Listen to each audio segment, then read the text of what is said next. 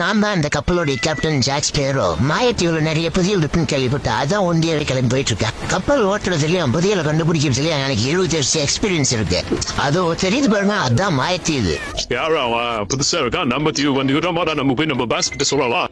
Pass நம்ம தீவு ஏன்னா ஒருத்தன் புதுசா வந்து பாஸ் நம்ம கிட்ட இருக்கிற புதையில கொள்ளையடிச்சிட்டு போறதுக்கு வரான்னு நினைக்கிறோம் பாஸ். பண்ணி பேருங்க பாத்துட்டானுங்க. அவனுங்க பாம் போடுறதுக்குள்ள முதல் பாம நான் போடுறேன்.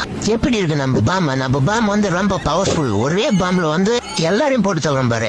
எல்லாருமே செத்துறானு, இவன் மட்டும் சாகுறான பாரு. என்கிட்ட சண்டைக்குரிய வாடா மூஞ்சி முகரை எல்லாம் ஒடிக்கிறான். பெரிய பருப்பு மாதிரி என்கிட்ட சண்டைக்குறாரு. சொல்லு அந்த புதையில எங்க இருக்குன்ட்டு. இல்லன்னா அடி வாங்கி செத்துருவா. சொல்றா பண்ணி மண்டியா சொல்றா. நம்ம அடி அப்படி இடி மாதிரி இருக்கா? புதையல் கிடைச்சிருச்சு, எடுத்துட்டு சீக்கிரமா அந்த இடத்த விட்டு கிளம்புவோம். யாரு அவனுங்க 2 பேரும் பாக்குறது கடல் கொள்ளையர்கள் மாதிரி இருக்காங்க. கன்ஃபார்மா அவனுங்க தான். பண்ணி மண்டிக்கிட்ட இவ்வளவு நேரம் ஃபைட் பண்ணி வாங்கிட்டு வந்தா இவனுங்க நம்ம கிட்ட ஆட்டையை போட்டு போறான்னு பாக்குறானுங்க. புறம்பருவா கொண்டு 2 பேர் இருக்காங்க. கடல் கொள்ளையனா கொக்கா. அந்த ஜாக் ஸ்பேரோ குறியில இருந்து எவனுமே தப்ப முடியாது. ஓடுங்க. குறி வச்சா யார வில்லனும் யாரு? கேப்டன் ஜாக் ஸ்பேரோட குண்டு போட்டது. அடுத்து என்ன நடந்துச்சுன்னு பார்ட் 2 பார்க்கலாம். மறக்காம நம்ம சேனலை சப்ஸ்கிரைப் பண்ணிடுங்க.